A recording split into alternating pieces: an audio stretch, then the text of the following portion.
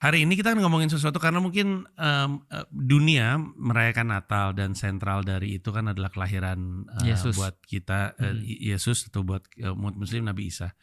Jadi hari ini kita akan ngomongin itu karena suatu hari gue sadar gue nggak kenal juga dengan Nabi Isa. Tapi poin gue adalah kenapa gue lebih kenal Yesus daripada Nabi Isa. Jadi gue pribadi lebih familiar dengan sosok Yesus ketimbang sosok Nabi Isa yang sebenarnya adalah nabinya agama gue gitu. Yeah.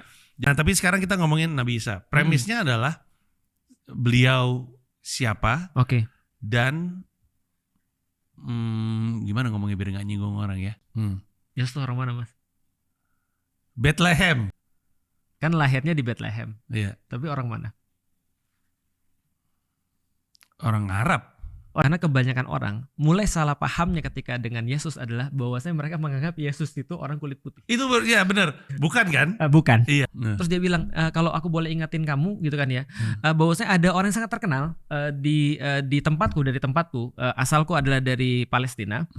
Kalau aku mau kasih tahu kalian, ada satu orang terkenal banget sebagai orang Kristen di tempatku, namanya Yesus. Kalian tahu? Jadi kalau saya kan Muslim, iya. Dia Kristen. Dia Kristen. Dia Kristen dan Palestina. Iya. Dan itu kan kayak nggak nyambung ya. Sampai sekarang pun kita masih nggak bisa nyambung, Palestina Kristen itu nggak bisa nyambung. Iya. Padahal kita harus tahu dulu kalau kita sebelum bicara tentang Yesus, konteksnya dulu kita harus tahu. Tapi dia Jewish, jelas dia Jewish. Jadi Yesus itu adalah Jewish.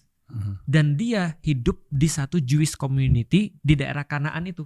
Nah, ceritanya Yesus ini kalau kita tahu dari sini kita bisa jadi ngerti bahwa di sana tuh sudah punya tempat namanya Yudea dengan agama namanya Yahudi. Struktur masyarakatnya sudah ada. Nah, setelah struktur masyarakatnya sudah ada ini, tiba-tiba muncullah Yesus. Dalam Islam dikatakan Maria tidak punya suami. Kristen juga sama, walaupun kadang-kadang mereka bilang suami, tapi sebenarnya bukan suami, tunangan. Tunangan. Di dalam kisahnya Maria ini bertemu dengan malaikat. Menarik, Maria ini sebenarnya adalah pelayan di Baitul Maqdis. Maria ini punya keluarga, dulunya mereka pengen agar anak ini berkhidmat ke Baitul Maqdis.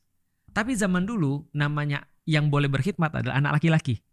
Nah, ini di dalam Islam Al-Quran bilang, ternyata yang muncul perempuan. Bedanya adalah Maria yang jelas kalau di dalam Islam tidak menikah, di sana menikah. Di Baitul Maqdis, di Masjidil Aqsa, dia ketemu dengan malaikat. Malaikat bilang, kamu bakal hamil. Dia bilang, gila, kenapa gua hamil?